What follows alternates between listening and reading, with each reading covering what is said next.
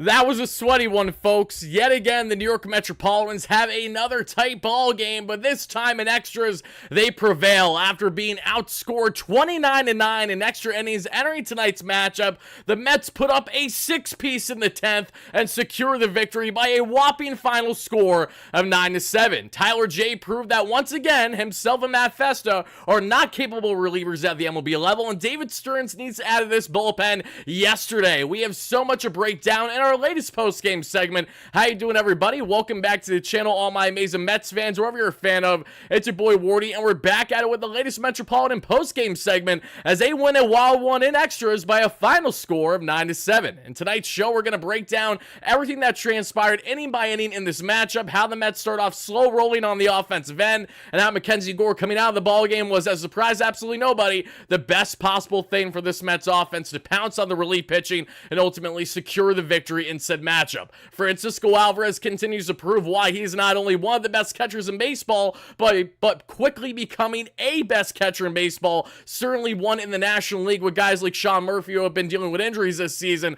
We are seeing promising things, to say the least, from El Troll. Marky V, Swaggy V Vientos has continued the offensive heroics. JD Martinez did not have great at-bats today, but he made it count when he needed to most, prevailing this Mets team with that bomb. So much a breakdown, so much excitement.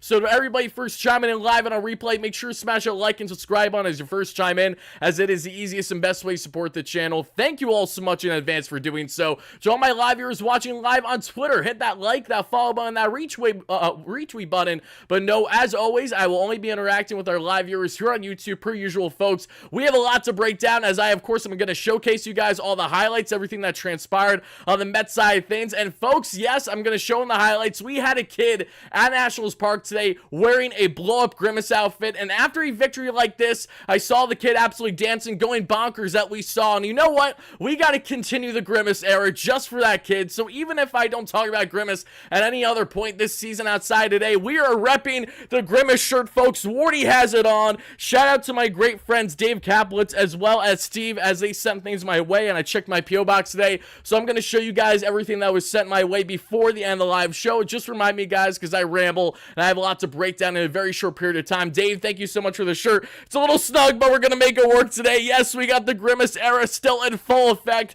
as the Metropolitans win a sweaty one again by a final score of 9-7. Everybody spam those W's in the chat right now. Let me see it in the comments down below. Same applies, folks. And to my replay viewers, please know that towards the end of the live show, I will also do a nightly WardyNYM Mets farm report, as there were some key takeaways on the offensive and pitching end from the Mets in the minor leagues today that I do want to highlight with you all before we wrap up today's discussion. So make sure you guys are watching all the way until the very end. We're going to get into our amazing sponsors. There's Grimace himself, and so are MLB, of course, and BetUS, but a little bit about them later in the show, folks. Dave, thank you so much for the $2 holla. Dave says this bullpen is awful. No lead is safe. Nope, not one whatsoever. And the Mets definitely need to work in that area, and I expect them to, and fast. We also have some massive updates on Christian Scott, Kodai Senga, and to a much lesser degree, Brandon Nimmo. And I got a lot to say on that Brandon Nimmo situation. I miss Edwin Diaz. Me too, Yoshima. Thank you so much for the donation. Steve, how you doing? Great member. David, great member. Sean D, great member. Matthew, how you doing? OG moderator, how are you, my man?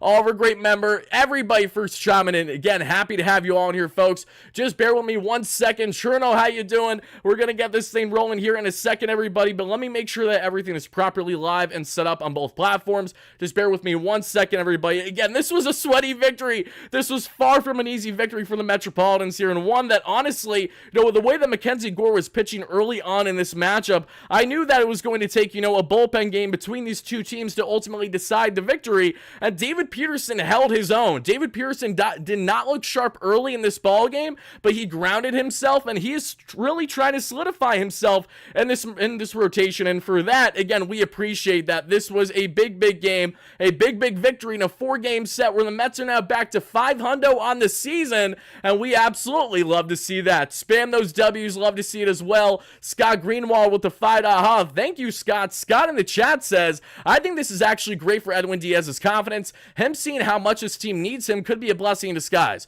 Well, that, yes, one, but also two, we're down a bullpen spot because of Edwin Diaz. So that hurts the Mets in various ways, as we know. But yeah, I'd imagine that this doesn't hurt his confidence by any stretch whatsoever, and if anything, it certainly helps him. Great point there, Scott. Thank you for that donation. Means a lot. AZ with the $5.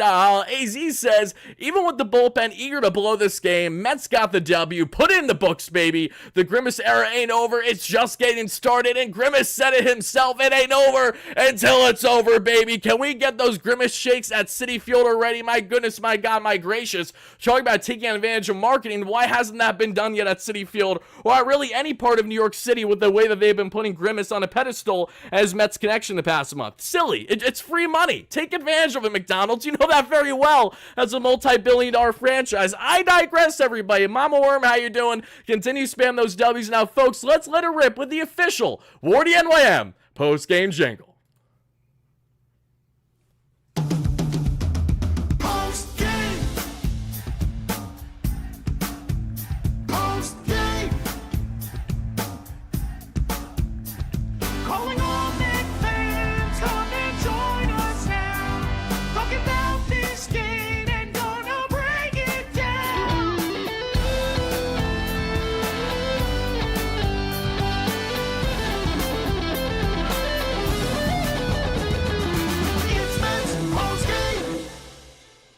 Shout out, as always, to my guys Greg and Jordan with the official WardyNYM post-game jingle, folks. Continue to let me know your thoughts down below, folks. But again, this was a sweaty one. I really want to know your initial reactions to this victory because this is one of those games for the Mets where you head into a 4-game set there in D.C. You're hoping, obviously, that you have some type of life where you're pitching. Your bullpen can handle its own. The bullpen, of course, didn't handle its own. That we saw yet again in extras. But this offense, again, continues to showcase its depth. Francisco Alvarez is proving, again, right before our very eyes that this is not only a franchise catcher, but quite literally one of the best catchers already in all Major League Baseball. Him and Mark Vientos alike already with over 900 OPS this season currently. I did not like Mark Vientos being pulled in this game later on. I thought that was a silly move by Mendoza. Thankfully, JD Martinez, among others, made up for it. And one guy that cannot be slept on in this victory whatsoever, one man who continues to clutch the heck up as much as humanly possible. He's aggressive on the base pass. Yes, he can be silly trying to like singles into doubles sometimes, but when he is right, he is right, and Harrison Bader deserves flowers today. Bader got on base multiple times, stole bags multiple times, got his 13th stolen bag of the season. He was fantastic both on the offensive and defensive side of the ball. You're going to look at the box score today, and you're immediately going to think of guys other than Harrison Bader. You're going to look at these numbers right here, and you're going to think Francisco Alvarez. You're going to think Mark Vientos, even though you can't see it right now.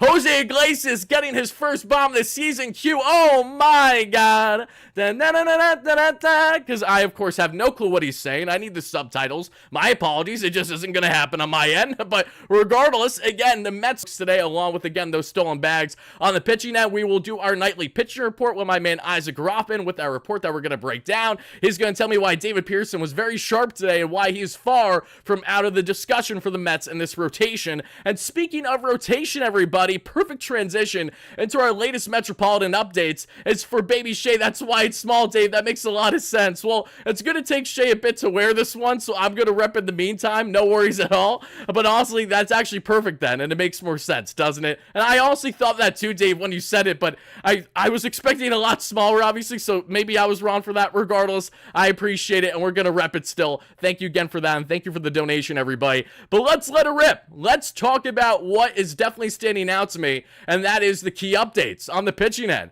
As I told you all, Christian Scott will be called up by the Mets in the coming days, and that has officially been upon us. Carlos Mendoza has announced today Mets top prospect, of course, right-hander Christian Scott will be called up and will make his Mets start against the Nationals this Wednesday, and hopefully what is already going to be a series victory, if not already, but if we win that game, hopefully it's 3 straight there against the Nats, and we don't have to worry about a rubber match in Game 4. Either way, very excited to see Christian Scott back implemented in this Mets rotation as things should be, not only now, but in the months going forward. He should not be out of this rotation anytime soon. And speaking of rotation again, remember Kodai Senga? Well, after pitching a very strong bullpen a couple days ago, he will officially begin his rehab assignment with the Brooklyn A Cyclones. He will throw 40 pitches there this Wednesday. So Senga, who's ramping up, of course, going to return sometime post All-Star break, might be right after the All-Star break. Should he continue to ramp up well, Rest assured, Kodai Senga is finally stepping in the right direction, and we'll begin that long-awaited rehab starting this Wednesday. A lot of awesome stuff there on the Wednesday front. Let's see here. Gotta help me this bullpen, and Mets should re-sign Bader. Love what he's doing for sure. Yes, this bullpen has been a problem. Dave, thank you for the kind words in the chat on Baby Shea. Greatly appreciate that. Happy to have you in here as always, everybody. But guys and gals, let's break down this ball game now. What do I think about Sproat making the top 100? I think it's awesome. Brandon Sproat is a flamethrower. He's one of those guys that truthfully I didn't follow too much heading into the season because I'm not as versed with prospects as I know like my guy Joe DeMeo is, because he's literally on salary with SNY to do exactly that. But getting into more on the pitching end of prospects, especially with guys like Christian Scott blossoming this year, being enlightened with guys like Brandon Sproat, Blake Tillwell I've known a lot about already. Jonathan, though, Nolan McLean to a degree. Those guys have really been impressive, but Sproat especially has been a treat to watch, to say the least. Cameron, thank you so much for the $5 holla. We love the masturbator, says Sean. I'm sorry, pause. Let's see here. They're still going nowhere with this god-awful bullpen. Good news, Cameron. Bullpens are ever-changing, and the same way the Mets bullpen was one of the best in baseball earlier this season is the same way it's going to be adjusted, and it will be better than what we saw in this showing. Churno with the $5 holla, and now we're going to break down this ball game, folks. Inning by inning. What are the long-term plans for lefty pitching? Scott, Buto, Sproat, Hamill, and McLean are all righties. Let's go Senga, let's go Clifford, baby. LGM. Lefty pitching long-term plans, we don't have a lot there at the moment. David Peterson, of course, is still on the mix, but you know who stands out as a lefty long-term starting pitching option? A couple. One is in the division, if you know Peter Bendix won't be a schmuck and ask for a king's ransom for a guy having an up-down year, but still team control, and that's why I want him. Jesus Luzardo for one, or you want to go over to the Chicago White Sox. They got a flame-throwing southpaw by the name of Garrett Crochet that would be absolutely perfect for this Mets rotation. Are you going to have to give up a haul of a farm? Yes, but would I drive said players to Chicago myself, to Southside? Even though I wouldn't love the idea of doing that, would I do it? Absolutely, I would. So those are your answers currently on the southpaw and among starters not named David Pearson at the moment with their in-house options. But all right, I digress. Let's break down this ball game. A lot transpired in a very short period of time, and my man Isaac, again, shout out to you for the pitcher report as always, brother. We are going to get into that in a little bit here. Thank you all to everybody that's watching live here on YouTube. Continue to smash a like and subscribe button. We're almost at 100 likes already, so greatly appreciate that. To my replay viewers, hit those buttons as well, and if you're watching on Twitter, of course, same applies. Hit that like, that follow button, and then head over to YouTube and subscribe if you haven't already. Thank you so much in advance. Final updates for you all that I have on my end, folks. I will be live on Bleacher Report twice this Wednesday. Be on the lookout. We will have a MLB segment at 1, then we will have another MLB segment around 7. First will be on starting pitching duos, the best in the game. Then 7, I will break down my reaction to the MLB All-Star roster and how that's looking. So be on the lookout. Be our app this Wednesday, folks, along with our post-game coverage that we do every single day here on the WardyNYM platform. But to break down this ball game again, we got David Pearson on the bump against fellow southpaw that we saw in, yes, Mackenzie Gore. And Brandon Nimmo, who does very well against southpaw pitching, did not face Mackenzie Gore, did not receive an at-bat today because Brandon Nimmo somehow, some way slipped and fell in his hotel early morning around 5 a.m. or so, and unfortunately, because of that reason, had to be out of today's game, at least coming off the bench, because he hit his head. Around 5:15 this morning, he fainted in the bathroom, hit his head. It's not a huge gash, thankfully, he's okay. I don't know how that happened. It's kind of crazy that he fainted that way. Thankfully, everything's fine. Concussion protocol, everything came back negative, so Nimmo will be back in the lab as soon as tomorrow, if not the following day. But a guy that usually eats lefties up for breakfast and who's been red hot in this lineup, Brandon Nimmo, who has dealt with some head injuries already this season, kind of hate the fact that in the most Metsian way possible, he slips. Cue the cartoon, noise or whatever, and then he falls or something along those lines. But Brandon Nimmo, hopefully he's fine. We love Brandon. He's been balling out huge in this lineup, but he came off the bench today. The Mets didn't need to utilize him, but it was a little frustrating to see that. Oh, it's like road trips are cursed. From Francisco Lindor, of course, getting his finger jammed 2 years ago in LA, to Brandon Nimmo when he had a hiccup on the road. Actually, I think I actually have a screenshot of just a trend here. Yeah, going back to BC, Seth Lugo suffers a toe injury after hitting his foot in a hotel room in 2020 with the Mets. Lindor, of course, slamming his finger in the hotel door in 2022, where he missed a game in LA. Now enter Brandon Nimmo here. Between Brandon Nimmo and having properly cooked chicken, and now Brandon Nimmo fainting at 5:15 in the morning. I'm not loving this, Brandon. Come on, Brandon. Hunker down, Brandon. We need you in the lineup every day, baby. We want to make sure you're healthy. And yes, there is a heat wave. Yep, it has been that damn heat wave, to say the least. Okay, enough of the rambling. Starts here in the first. Francisco Lindor with a single. Harrison Bader right away with a double play, but really not his fault. Bader was tremendous today. He had 2 hits, but he really should have won 4 for 4. His first at bat rips a scorching 108-mile-per-hour liner that goes right, unfortunately, there to Senzel, who turns a big double play. JD Martinez with a walk. Pete Alonso with a strikeout, ends the inning there against Mackenzie Gore. In the bottom of the first, CJ Abrams, one of many key pieces that came along in that Juan Soto trade, has been balling out big time there in that infield, and CJ got on with a single. Nothing else happens. Then as we advance an inning later to the bottom of the second, we see the long-awaited, of course, debut of top prospect James Wood, famously with CJ Abrams, a part of that big trade for Juan Soto. James Wood, who's like 6'7", a towering bat from the left side of the plate. Think when it comes to towering, Josh Bell, but think speed, Ellie De La Cruz, and think athleticism like Ellie De La Cruz. This guy's absolutely insane. He was torching AAA this season with ridiculous numbers,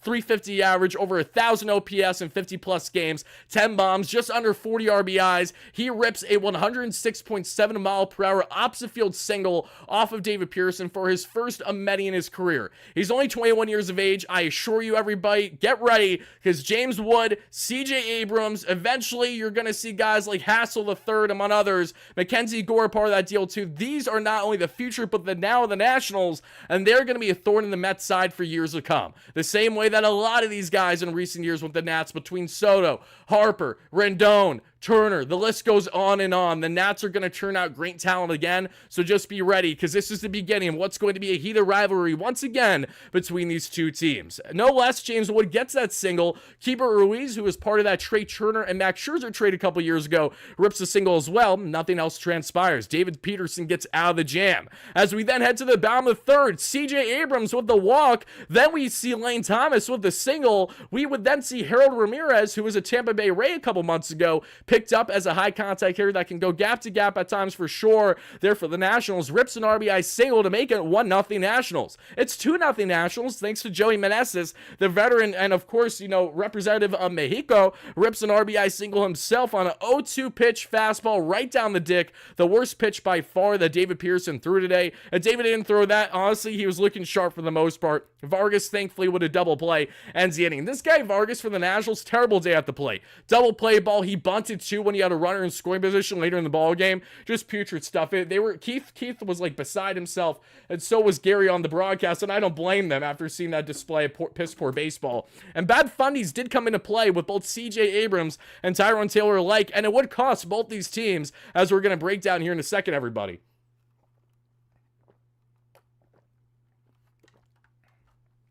So everybody, I needed that. I am parched right now. Okay. As we continue to break down this ball game, the Mets are down 2-1 at this point.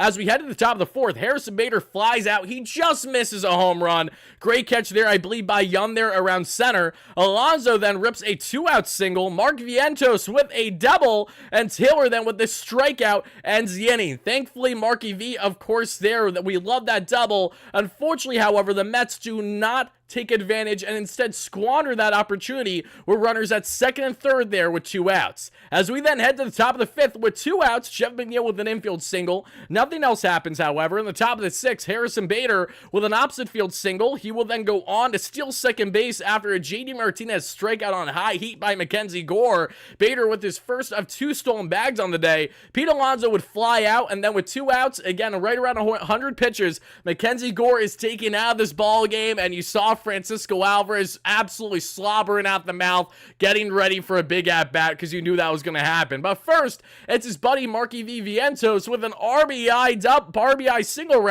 makes it a 1-run ball game. Then we see, of course, Tyrone Taylor reach on a CJ Abrams error. It goes right through him in the infield somehow. So not as bad as what happened to Tyrone, but damn, I shouldn't say that. It was worse than what happened to Tyrone because it wasn't a bad hop like Tyrone dealt with later in the game. It was just a situation where one right through him, just didn't have it. Clear error there, unfortunately for him. And the Mets would make them pay as Francisco Alvarez rips almost an opposite field home run. Just shy. Instead, we get ourselves a 2-run double. Or pardon me, I actually could be wrong. Maybe that was a triple later on the ball game I'm thinking of. They mesh. They get confused sometimes. Already at 100 likes in the live show, everybody. Thank you all so much. Continue to smash those buttons as we're breaking down the latest in Mets land as the Metropolitans win this one by a final score of 9-7.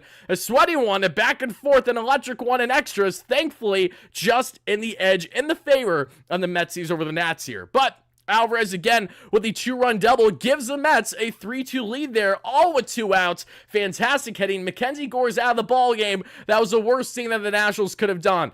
Absolutely love this, and thank you, Mr. Dave Martinez, for making that decision, because the Mets pounced big time. And this is something the Mets have done a lot this season. How you doing, Kevin? Great member as always. When the Mets haven't done well against starters in a game, especially throughout the month of May, where they couldn't hit a lick against any competent pitching, when they would have success, it would be, of course, when the relievers would come in. And the Nationals team, again, a team that's had success with their relief pitching this year, including guys like Dylan Floro, who I would absolutely love in this bullpen. He's been a workhorse all year for the Nationals and would definitely be a nice fit. No less, we see, though, the Mets definitely need bullpen help. And Charlie, thank you so much for becoming a member on the channel, my man. Happy to have you in here. You have joined over 100 amazing members on the channel as is. So happy to have you aboard. Let's see. Everybody, again, thank you so much for taking the time. Greatly appreciate it. But let me reel back into breaking down this ball game, folks. As again, the Mets take a 3-2 lead. Then, as we advance to the bottom to 6, we would see David Peterson with a beautiful 7-pitch 1-2-3 inning. David Peterson, when the lead is on his side, did the absolute best thing imaginable. A quick inning for him. DP then heads to the top of the 7 with 2 outs as Harrison Bader would rip his second hit of the day on an 0-2 count. Beautiful hitting and a stolen bag, his 13th of the season. JD Martinez with a walk, so runners at first and second with 2 outs for Pete Alonso, who sadly grounds out to end the inning. We then head to the bottom of the 6th where David Peterson pitches again. I talked about that already. We head to the bottom of the 7th. We see Mr. Keeper Ruiz rip a single after 1 out. Danilo Nunez comes in, and the final line for David Peterson is as follows, everybody. Let me know your thoughts about it in the chat, in the comments down below. Where would you rate David Peterson after a start like this? Shout out to Grimace. What a beauty he is. 6.1 innings of 7 hit, 2 earned run ball, 1 walk, 2 strikeouts, a 3.51 ERA on the season for Mr. David Peterson. Worked out of his jams brilliantly, and I have plenty more to say about him shortly, and I will do exactly that. Charlie, I love you too, my man. I'm happy to have you in here. Thank you so much. Let's see, Jack Graham, how you doing, everybody? It is Bobby Bonilla Day. We haven't even really talked about it because it's so much more than Bobby Bonilla now, with everyone with these deferred payments. Some of them a lot more obnoxious than, of course, Bobby Bonilla. One famously being the Nationals paying Max Scherzer how much still? Yeah, look it up if you don't know. Okay, everybody. To reel back into this one now, as we know, the Mets at this point have themselves a 3-2 lead. As we then get to Danilo Nunez in the bottom of 7th, gets out of that jam, and David Peterson, again, a solid final line of 6.1 innings of 2 earned run ball. Very sharp stuff. Just a couple strikeouts, but no worries there. In the bottom of the 8th, then, we see Mark Vientos is taken out of the game after another great day. Of course, not only solid with the glove, but great with the bat. Ben Gamel will then be slotted in the corner outfield. Jeff McNeil, who started the game at left field, because this is one of those rare games where we saw Jeff McNeil and Jose Iglesias playing together. McNeil is then taken to second base, and Iglesias shifts from second base to third base for the remainder of the ball game. And with 2 outs, again, 2 outs here, Winker with a walk, Meneses with an RBI double ties the ball game, unfortunately. Taylor just misses a ball on a bad hop, goes up beside him, and that again ties this ball game. In the bottom of the 9th, then, we would see James Wood get all the way to second base to lead off the inning because of Jake Diekman being absolutely useless over half the time. Diekman, with an error, allows Wood to get to second base. Again, a huge man, I should just say, at second base with the legs, with the athleticism. Somehow, someway, Jake Diekman does not allow that run to score, and we head to extra innings. And in extra innings, we would see Harrison Bader receive a base with a hit by pitch right on the arm. 98 heat there. That did not feel good, but he took it like the absolute bulldog of a champ that he is. We see Bader there on first. Runners at first and second. Lindor is your starting runner there in extras in the second spot. And then we see JD Martinez again with a huge at-bat after not looking so sharp the past couple of days. JDM today steps up and then some with a towering dead center 3-run home run. That gives the Mets a big lead there. They're up 6-3 in this matchup. Francisco Alvarez adds some insurance with an RBI triple opposite field, baby. Mets take a 7-3 lead. You bring in the reliever in Weems. It doesn't matter because first pitch swinging, Jose Iglesias rips his first Metropolitan home run of his career and his first Major League home run since the 2022 season. That makes it a whopping 9-3 Metropolitan lead as we then head to the bottom of the 10th. Surely this will be a comfortable victory for the Mets in extras when you're up by 6. No, it's not, because you bring in Tyler J, who shouldn't be in this bullpen, and you might as well call him Matt Festa because he's equally useless. Not to offend Jay personally or anything, but again, there's reasons why we're so desperate for bullpen help right now. We're desperate because Tyler J goes on to give up the ensuing next 3 runs, allowing 2 of them being earned. Reed Garrett comes in the ball game. He gives up an RBI single, but finally, Reed Garrett strikes out that batter. He gets the final out, and the New York Metropolitans win this ball game by a final score of 9-7. A sweaty one, a crazy one. Francisco Alvarez is my catcher. He is an absolute cane. I want to know your initial reactions down below, everybody. Again, thank you all so much for being here for the latest Metropolitan postgame segment as the Metsies take down the Nationals in what was a seesaw victory by a final score of, yes, we see 9-7. Again, big one. I definitely want to know who stood out the most to you on the offensive end. Who is your player of the game? If you had to pick one person in particular, everybody, definitely let me know in the show right now and just continue to let me know your thoughts. We are going to get into the pitching and the hitting numbers here in just a second, everybody. And again, we're almost at 150 likes. Thank you so much for that. Continue to smash those buttons, folks.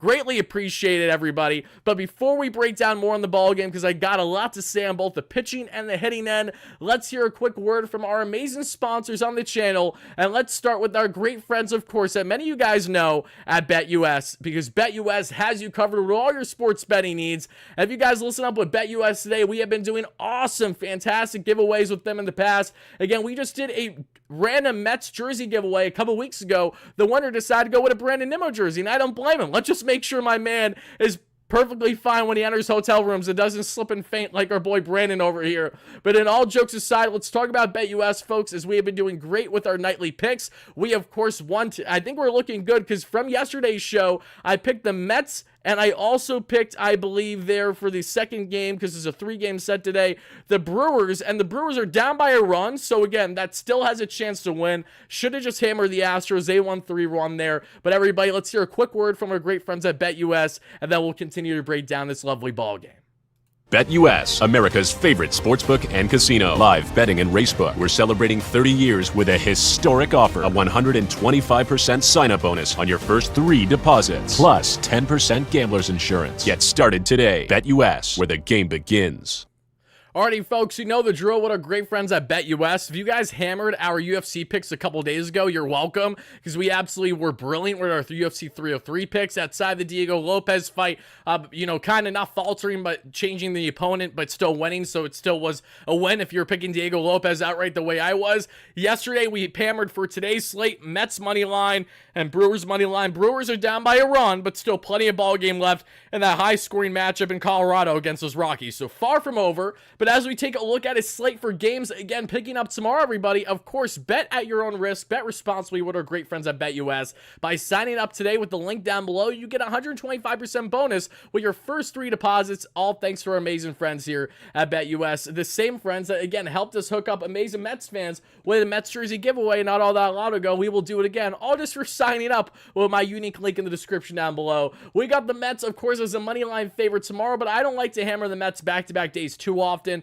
especially with this bullpen being as fluctuating as it's been. We got the Phillies and the Cubs. That's an exciting matchup. The Cubs are the slight money line favorite, with the Phillies being banged up at the moment. Brewers, Rockies. I like the idea of tailing Brewers for a second straight day, even in Colorado. I really do. Guardians and White Sox is the easiest hammer of the Guardians of all time. If you guys know the record between those two teams over a good stretch, please enlighten me, because it's a good one. And those Guards have been on an absolute roll here. Astros are actually the money line underdog tomorrow, so I kind of really like them on the spread to make sure that they don't lose by more than a run and a half there. We also see the Kansas City Royals and the Rays. That's a tight, close matchup. I like that too. Orioles, Mariners. Oh, that's a wagon of a matchup. You know what? Oh, that's a good one. Let me double check real quick. What's the pitching matchup tomorrow between these two teams? That's must-see TV. If you guys love watching baseball outside of the Mets, highly implore you all to watch that matchup between the Mariners. We got Grayson Rodriguez and George Kirby. Oh, baby.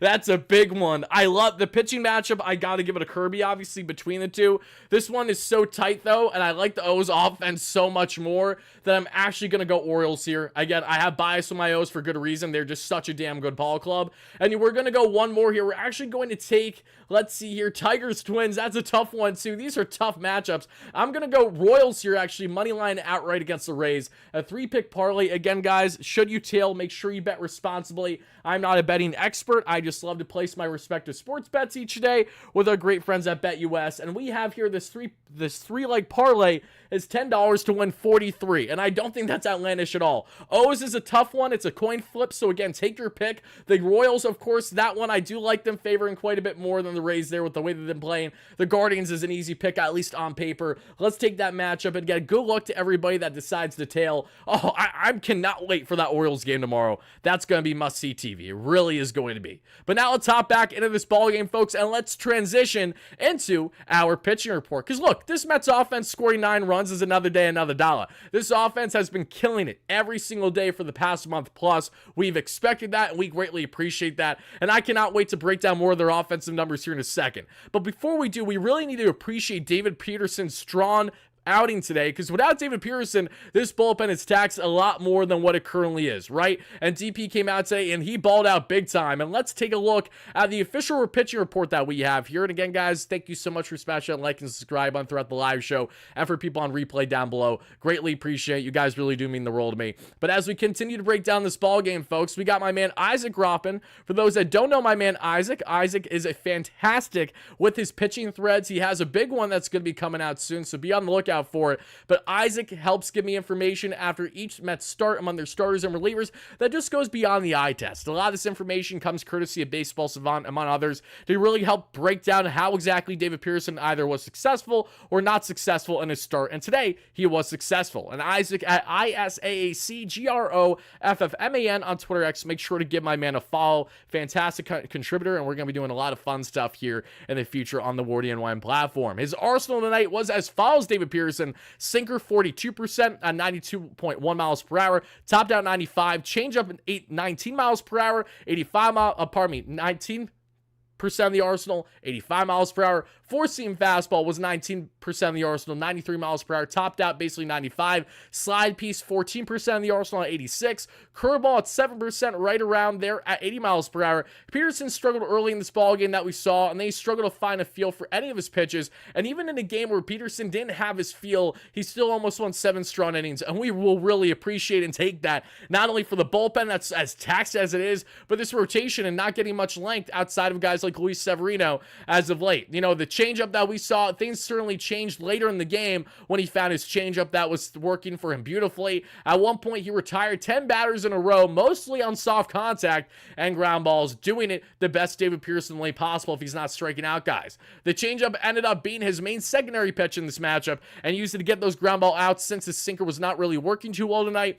We saw the changeup also had 2 more inches of horizontal break than what we saw in his previous outings. This sinker had an average exit velocity of 97.1 miles per hour, which means he was getting barreled pretty hard. Again, just not a pitch that he was able to locate well. And let's also not forget there when he had that heater right down the dick on an 0-2 count early in this ball game, which gave the Nationals lead. That was certainly not ideal either. You know, he didn't utilize his slider much. He didn't have the swing and miss the way he was looking for. Just had a pair of strikeouts that we saw. Overall, there wasn't anything too overly exciting about David Peterson, as my man Isaac headlines, and I agree, but he was effective, induced those ground balls, and had decent length to say the least. My man Isaac gives him an overall grade of 7.5 out of 10. I like that grade a lot. I'm going to go with 7 out of 10 here for David Peterson. Greatly appreciate the outing. Again, it was far from, I would say, brilliant, but it was a very effective, and it was fantastic in getting out of your own jams. This is what I always say about these Mets starters. Get out of your own jams. If you're going to if you're going to start the mess, finish it. You know, if you're going to start this fire, I expect you to get that damn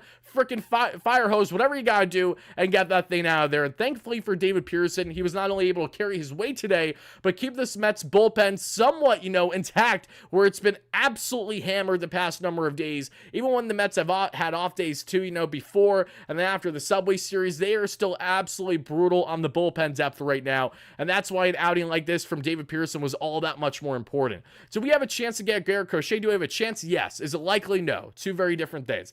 Saying at 500, placing FedEx drivers and Walmart greeters on the mound is some Houdini shit. Enter the New York Metropolitans. That's exactly what happens. And here's the thing. Speaking of Houdini, we can talk about a lot of starters working out of jams, but we can also talk about David Stearns and how well and how fantastic he's been in finding diamonds of the roughs internally to help this bullpen.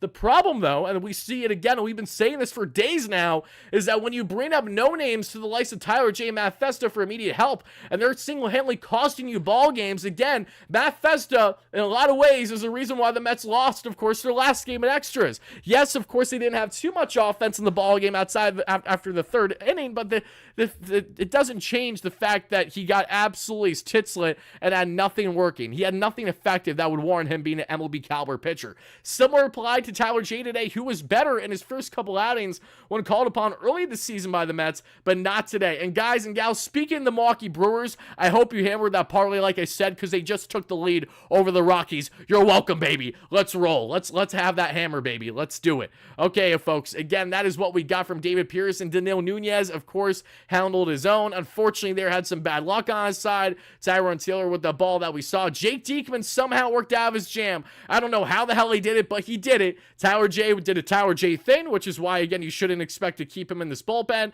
it's exactly why David Stearns needs to act rather fast in adding for said bullpen. If you're wondering, Wardy, does it make sense for the Mets to add this early in the season for bullpen help? Absolutely, because you don't need Christian Scott Lover. Thank you. Shout out to my man Dave again in the chat. As always, great member for the Grimace shirt. It's actually supposed to be for my son Shay, but he's not going to be able to wear this for a hot minute because he's only been out here in the world for a couple weeks. So in the meantime, I'm going to rep it, even though it's a little snug. I'm not going to wear this too often. This thing, when I slipped it on right before the show, I was like, holy guacamole. I know I'm a little thick right now, but my goodness, I can't fit in small. It's mediums or not. It's mediums and larges. No smalls for your boy Wardy, unless you want me to look like I'm wearing something tight for the gym to get the gun show out there. But who wants the gun show with Grimace? Maybe Mets fans, but no one else. I digress, everybody. We talked a lot on the pitching end. Let's get into the hitting end because I got a lot to say on that here, folks. So let's transition and do exactly that. Because on the hitting end of things, and Edward, thank you so much for the dono. I greatly appreciate that. Hey you, brother. How you doing? Pretty schmedium, says Steve. That's funny. All right, as we talk about the hitting, and Steve, Dave, all you guys, don't worry. Again, before I wrap up the show, before I do my farm report, I will get into the giveaway stuff that you guys gave me, and then I'll do a quick farm report to really round out the show. So thank you so much for that. It looks like you were wearing your little brother's shirt. I don't have a little brother, but yes, if I did, that's exactly what it would look like, right? I don't care, though. I really don't. Again, Grimace is happy. I'm happy. We move on. And speaking of being happy, so is this Mets offense, right? You average over 6.5 runs the entire month of June. You're high rolling. Francisco Alvarez is tearing the cover off the ball, among the best in all offensive statistics in the major leagues throughout the entire month of June. And Francisco Alvarez didn't hold up whatsoever today. Again, he looks like a demon. He's doing this with a ton. He's feeling good. He's locked in. He's ready to rip baseballs 500 effing feet. Francisco Alvarez, have yourself a day, baby. Of course, that's Wardy's player of the game. If it's not going to be Harrison Bader, it's going to be, yes, Francisco Alvarez. JD Martinez, Mark Vientos right in that mix too. But Alvarez, again, was brilliant today. The same way that Brandon Nimmo was brilliant. And the Mets lost yesterday. Without Nimmo, the Mets have no offense outside of Vientos. So, again, this is one of those days where Alvarez really carried himself and clutched up when the Mets need him to. Francisco Alvarez, a 306 average, a 900 OPS on the season. We are now entering uncharted territory with Francisco Alvarez. We saw him have brilliant stretches last season. We saw Francisco have awesome home run stretches. There's a reason why he had 25 home runs throughout the season. But the problem here is that for Francisco Alvarez, he really didn't have a stretch like this. He is doing something that we have yet to see in his MLB career, and that's hit for ridiculous high contact for a multiple weeks end right now, going gap to gap, and quite literally being one of the best bats in Major League Baseball at the moment. We've seen him get hot, but I don't think we've seen Alvarez this hot with his on-base ability, his gap to gap ability. Like, he is literally a sure guarantee to make a drastic impact, it feels like, every single time out there. And even with him going 0 for yesterday or so, it doesn't matter when you see an outing like this. And it wasn't 0 for yesterday because Luis Torrens got the start at catcher. It was 2 games ago. Alvarez went 0 for 5, I believe. No less. Still loving me some Alvy, and I'm loving this Mets lineup. Francisco Lindor continues to be one of the best leadoff hitters in Major League Baseball. Had himself, of course, a hit to kick off the day. He did have a 3 strikeouts, so not looking great. Couldn't handle Mackenzie Gore too well in this matchup. No less, 1 for 5 with a run scored, a 247 average, and a 747 OPS on the season. Harrison Bader, love me some Bader, baby. The master Bader, what? 2 for 4, of course, with 2 runs scored and 2 stolen bags, 273 average and 730 OPS for our outfielder. JD Martinez with a 3-run ding-dong in extras. That's going to bring him up to 278 on the average and 853 on the OPS. Pete Alonso, 1 for 5. Not a great day for Pete. 244 average, 801 OPS. Mark Vientos, always a great day for Marky V. 2 for 4 with the run scored, the double of the RBI. A pair of strikeouts, 301 average, 941 OPS for Mark Vientos. Ben Gamel 0 for 1 as he came in there in left field later in the ball game. Gamel with a 500 OPS, baby. Let's roll. Tyrone Taylor, 1 for 5 with 2 runs scored and a double. 228 average and 646 OPS on the season for Tyrone. Average is dropping off quite a bit with increased playing time. Can't say I'm surprised. He's a big swing and miss hitter and a big fastball heavy hitter as well. Alvarez, of course, that we just discussed. Jose Iglesias, 1 for 5 with that huge bomb later on in the ball game for the cap on it. Without that Iglesias home run, the Mets probably don't win this ball game, as crazy as that is to say. Iglesias here again with the 2-run ding-dong, his first of the season and his first at the major league level since 2022. 400 average and a 994 OPS. Jeff McNeil won 1 for 5 there in the 9-hole, 217 average and a 580 OPS on the season. I mean, be honest with yourself. How many times during the streak were we screwed if not for Pete? Not very often. That is true. Yeah, I mean, I will say that Pete did step up. He did have some clutch 2-out hits that we saw, for sure. We saw him hitting fairly well, too, in the Texas Rangers series. We saw him as consistent as we have seen with some of these other guys. But also need to preface how fantastic of a run guys like Francisco Alvarez, Mark Vientos, and of course for a good stretch of time there, JD Martinez were having. The depth of this lineup is absolutely crazy. Let's see. You muted it immediately, Korea. That's okay. That's okay. No matter how much you love or hate him, he'll always be a friend on the channel. We made up after having our butting of heads, to say the least. And you know what? I appreciate that. I do not agree with a lot of Sal's takes. However, I do respect him as a human being, and I do respect his work ethic and his effort, because not similar, but honestly to a higher magnitude, the amount of things that he does on the day-to-day between balancing with the fan, with SNY and everything, it's a lot. It is a lot. And still come home and to be part of your family, it's a very tasking thing to do. It's tasking enough for me when I'm living at home, working from home and doing what I'm doing. I can only imagine what is, having that full type of commute, doing everything that you're doing in the city every day. It's not easy. And for him to be a talking head as often as he is, again, you might not love what he says, but he definitely is always going to be showing up. And that definitely deserves some credit, in my opinion. Not an easy thing. Oh my God, says Dave. How you doing? Michael, great member as well. We're feeling good. So many factors to this team's improvement, says Steve. The meeting, return of Alvarez, Lindor's leadoff, JD Vientos, of course, Grimace, Baby Shea. I mean, we saw the rally parakeet for a hot minute yesterday. There have been a lot of things, I would say, that I've definitely won, as part of this fun, past month of baseball for the Metsies here. And you know what? They kick off, hopefully, another joyful July. And I asked you guys this yesterday. Did we find another word that starts with the letter J that's positive to go in hand with the wordplay for July? Because we went from a miserable May to a joyful June. What can July be if it's going to be positive? I can't think of a different word that's not joyful. So someone let me know in the chat if you can figure it out for me. I greatly appreciate that, folks. Thank you so much in advance for doing so. We're going to continue to break down this ball game as we always do, everybody. But in the meantime, if you haven't already, smash a like and subscribe button for your boy. We're just about at 150 likes. Thank you all so much for that, folks. Again, we're not going to be too long-winded with the show here. Have a couple more points I definitely want to share with each and every one of you. I want to get into all the awesome merch that I received recently to show you guys how awesome it is, and the farm report. But before I do all of that, everybody, Jubilant June. Jubilant July. I like that. I can't do Jolly July because that's like 2 in line for Jolly Olive. Like, that should be him. That's Jolly's thing. I'll let him take that. Juggernaut July. Okay, Jubilee July, Juggernaut July, Jovial July, that's a good one too. Actually, I'm gonna screenshot this right now. You guys are brilliant. So much smarter than me. My God, it's not even funny. Okay, Jam in July, I like that too. Okay, all right, these will work. These will work. These are all valid. Thank you guys. Thank you. Jolly, yes, I'm gonna pass that to Jolly off. So Jolly, if you watch this, that's yours, brother. You have that. But I do like Jam in July, Jubilant July, Juggernaut July, Jovial July. That's a good one too. Juggernaut's fun. I like them. Those are fun, guys. I do. Jobless July. Oh, you guys cracked me up. You do. All right, guys, before we get into more on this ball game, folks, let's take a quick word from our other amazing sponsor on the channel, as always, with our great friends, the best fantasy game out there at So Rare MLB. It's heating up this July on So Rare MLB, where the thrill of the chase meets the prospect of big rewards. Lock in and go yard, collecting cards and playing your way to the top. Get things right and you'll be calling your shot at a share of over $225K in total cash prizes and more. Join for free. Build your winning roster, watch your players perform, and improve your strategy each week for a shot at being crowned a champion. Sign up and enter now. July is for baseball.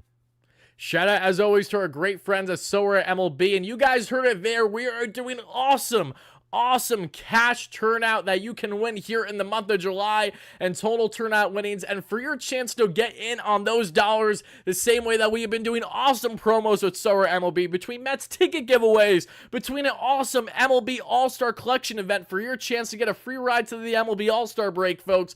Now for your chance to get in on big dollars, of course, just for playing fantasy baseball, enter So Rare MLB. Again, you draft your teams, you enter weekly tournaments, and as you guys and gals can see, I got 3 teams and 3 separate tournaments rolling at the moment. I want to show you guys how they're doing. Juicy July, Jiggy July is a good one too.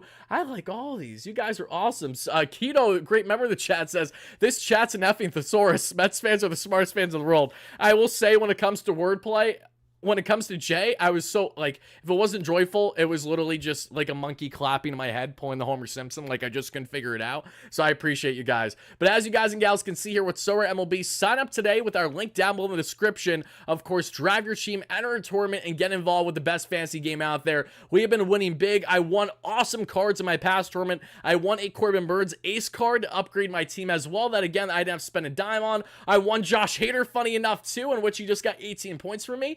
Jeremy Pena as well, funny enough, the Astros, who the Mets just faced. But here's the 3 lineups that I got rolling at the moment, folks, just to show you guys what I'm working with and the teams I built. Zach Wheeler, Edwin Diaz, because he's still suspended, I didn't have another option there. Joey Ortiz, who's been awesome, rookie year for the Brewers. Logan O'Hoppe, of course, has been balling out there for the Angels. Michael Conforto, because we love Mike. Will Smith, and Brandon Nimmo, who's day-to-day, but he should be back in the lineup tomorrow. And I'm not doing great in that tournament, but it did just start. Our second tournament with 35 points so far. I got George Kirby, big pitching matchup tomorrow against the O's. So either way, I'm going to do well because I got Adley Rutschman and Gunnar Henderson on my teams.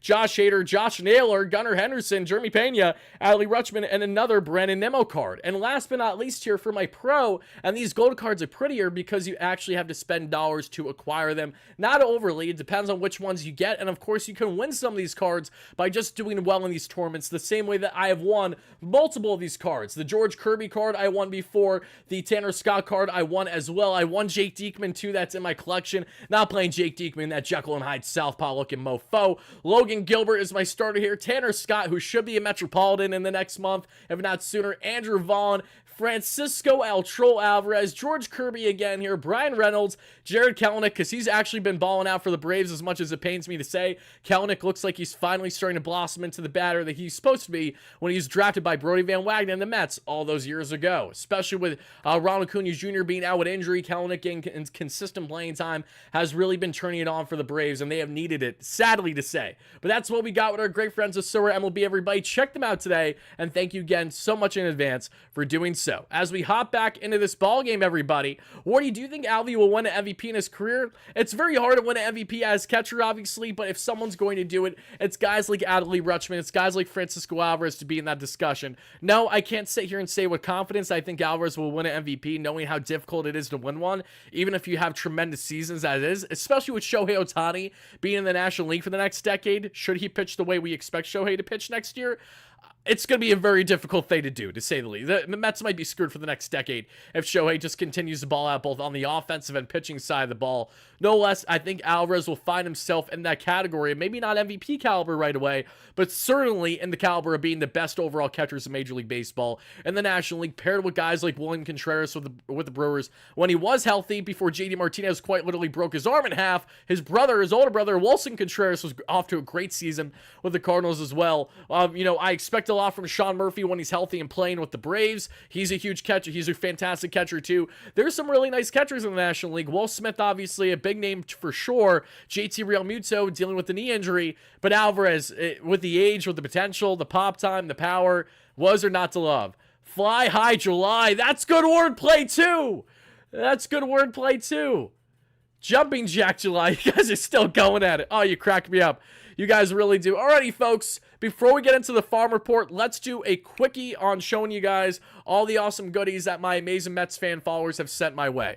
Give me 1 second. Let me just make sure that our camera is focused. It is. So first and foremost, the first couple things I'm going to show you guys, I actually received multiple days ago. He doesn't know that I'm showing these right now, but he does know that I retrieved them, and I thanked him greatly. You guys all know Athlete Logos. For those that don't know, you better know Athlete Logos is like literally the #1 Mets-related neon designer, your graphic designer you'll find there on Twitter, on socials. He makes the best neon signs imaginable of anything that goes on in Mets games, like anything rallying-wise, the top performances, just the sickest designs. He goes out of his way to make not only neon signs, but different types of merchandise all the time. And over this past month, I purchased a onesie for my son Shay, who of course, was born over the past 2 weeks, and it was perfect. I love the design, and he was so kind enough to send me 2 additional onesies out of the kindness of his heart, just as, a congratulations on the baby and everything. So thank you so much for that, my man. Really does mean a lot. First is this one. This is the one I initially purchased, and he sent me it again. Look at this, guys. Again, how can you not love this?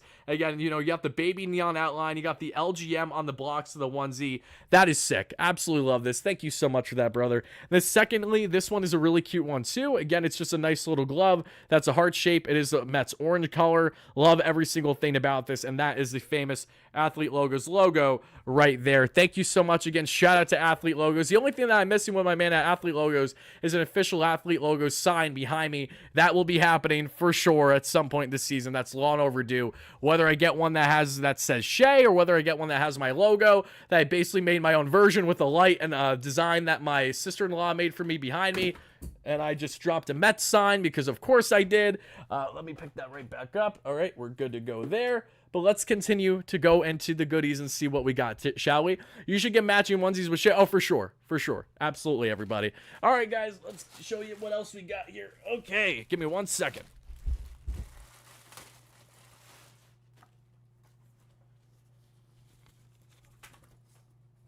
This comes from my man, Dave. Take a look at this. Really cool looking Mets shirt design, as you guys can see here. See that? That's the front. That's the back, baby. El Troll. I don't have anything Francisco Alvarez related. I literally gave away a Francisco Alvarez jersey last year. A beautiful one, too, that I didn't want to give away, but I did as a channel giveaway. Not this time. We're keeping this one at least. Francisco Alvarez shirt. Awesome stuff. Thank you so much, Dave. Love you, brother. That's one. Now let's get into the other stuff that we got here. Let me make sure that I'm not missing anything. Hold on, let me pull this out real quick. These are absolutely sick. Thank you so much. Let me double check and see where also these things are coming from. The one thing I will say, hold on, let me check.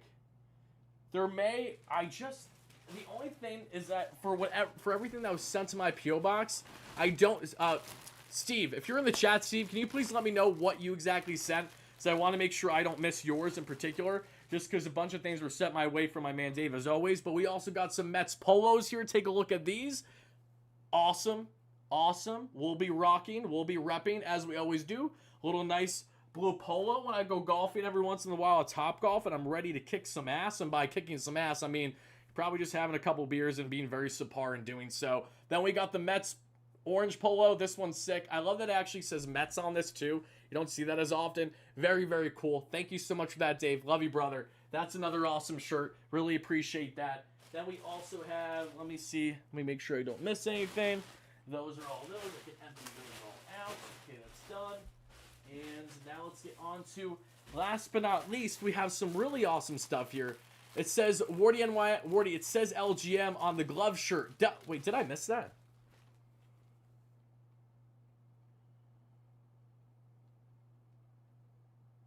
Oh, it does see LGM. I didn't even see that. Great eye. Wow. He's so good with his designs. You see that? Ever so slight there in the web gem? That's sick. Very, very cool. Very, very cool. Hold on. Okay. Now, last but not least, I sent you the baby clothes. Awesome. Thank you. That's what I thought, my man. Thank you so much, Steve. Love you, brother. Again, thank you to everybody. We're just doing a little unboxing of stuff that's been sent my way from amazing Mets fans in the show here. I want to give you guys, your flowers, and thank you so much for going out your way to do that. For not only myself, but my son, too. Again, you guys have no clue how much I appreciate that. Wardy, that game aged me 30 years. Don't blame me. Look at how cute these outfits are. My goodness. Look at this for baby Shea. Look at the Mets. Meet the Mets. Meet the Mets. They will never go. We even got you got even like little Mets booties there. Look at that. Absolute thing of beauty. This is fantastic. Shea already has some Mets stuff, but not quite like this. This is sick. I don't have anything like this style of him or anything like that. Thank you so much, Steve. Love you, my man. Great member in here as always. And we got, of course, more baby Shea stuff as well. Mets baseball club, absolutely sick. Then we got the Mets logo, traditional logo there. And then we got #1 biggest Mets fan. I gotta say this. If I'm as big of a fan as I am, I'm really curious to see how my son, named Shea, is going to be. The son in which his dad is literally a freaking Mets YouTuber for a living. Once he gets older, there's no going back, Here I thought my dad passing down to me was a big deal. That's nothing in comparison to what he did. So, Dave, what I did to my son is what I should be saying, right? It's a night and day difference.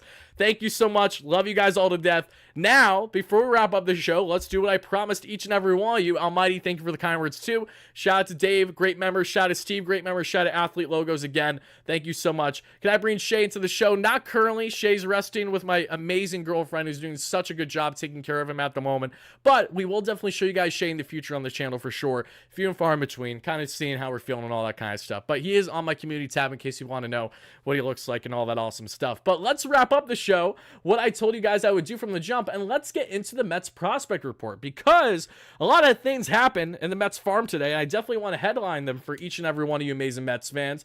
So let's kick things off by taking a look at what happened there in Syracuse today, because there were some things happening with the Syracuse Mets. Was there not? I'm pretty sure there was. And also, everybody, I think I'm okay with my audio at the moment, but if you guys could enlighten me on how the audio and the visuals are, I'd greatly appreciate that. Wardy, my dad is a Yankees fan. No one's perfect. He has always embraced my Mets fandom, even though I broke his heart. That's okay. That's okay. He'll get over it with his 27 rings, I'm sure. Chris, happy to have you in here, brother. Thank you so much for the support, as always. And Jack, thank you for the kind words, too. Rumble Ponies, we'll check them out in a second. What it do? How you doing, Isaac? Isaac Ocasio, how are you, bro? Isaac, if I'm not mistaken, I'm pretty sure you want a giveaway on the past, either on Twitter or on the channel.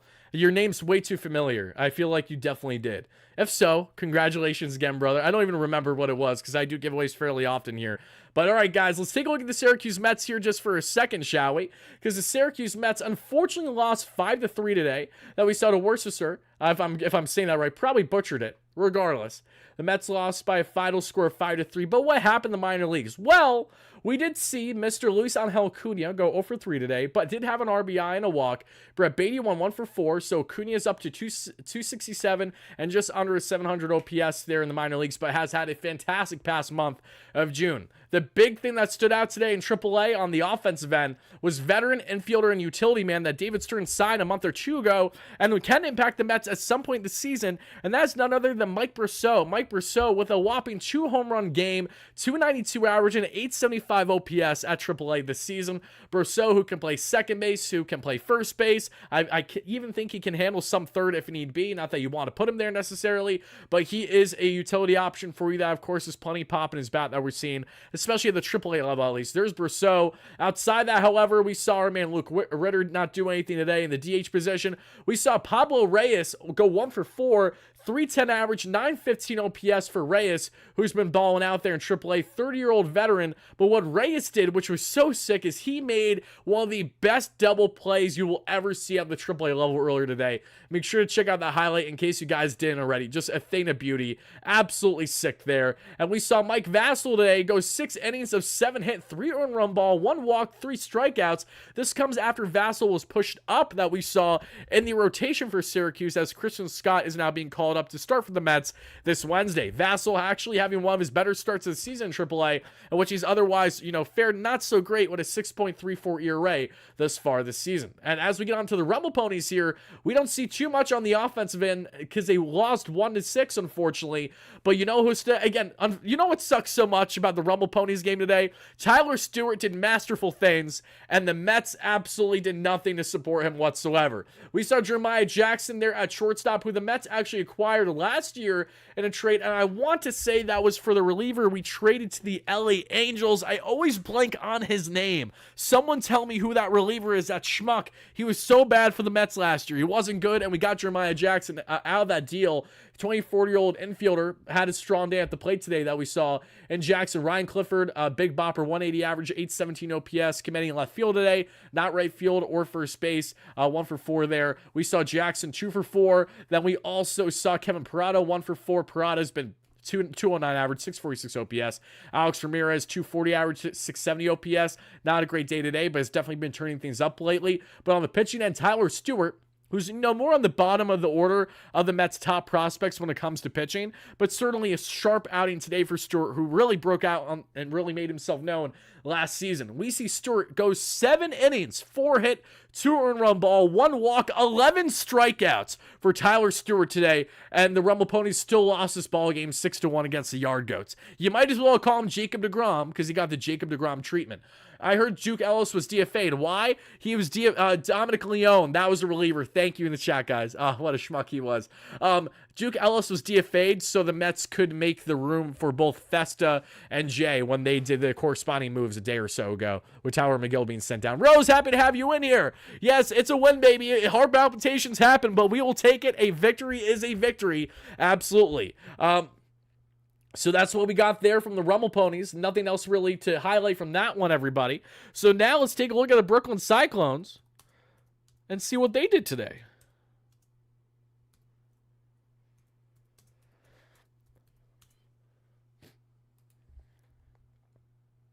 Yep, Senga is starting rehab Wednesday. That is correct. That is correct. Okay, Hudson Valley took care of the Brooklyn Cyclones today by a final score of 5-0.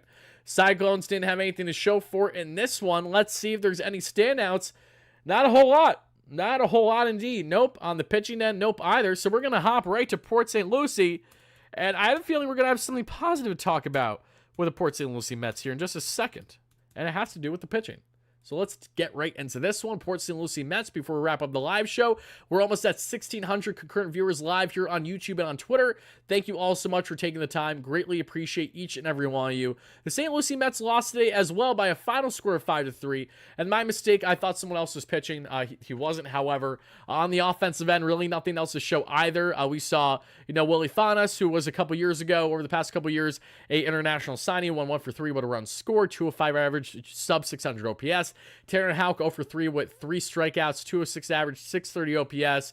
Yeah, really not a lot to look at there in the minor leagues outside of AAA today and what we saw from Tyler Stewart in AA. But that's going to wrap it, folks. That is going to do it for the live show. Thank you so much for taking the time. I greatly appreciate the Mets won a sweaty one yet again, this time by a final score of 9-7, and they hope to continue their winning ways into not a series victory tomorrow, but taking the first 2 games in DC against these Nats would certainly be ideal. So hopefully, fingers crossed, that's exactly what happened, everybody. But that's going to do it for your boy Wardy and our latest edition of our Metropolitan post-game segment. Be on the lookout. We will be live tomorrow and the next day and the next day and the next day and the next day. The only games where I might not be going live right away or may simply not have coverage for might be a game or so this weekend as your boy's going out of town. But outside of that, we're going to be covering the team to an absolute T as we always do every day 365, 24/7 here on the largest platform, not directly affiliated with the Mets or SNY. Thank you guys all so much. Brewers are in extra innings. Hold the fight. Hold the fate, baby. Let's go Brewer Crew with that one. The only time you'll see me rooting for them. And that'll do it for us, baby. Have a great one, folks. And as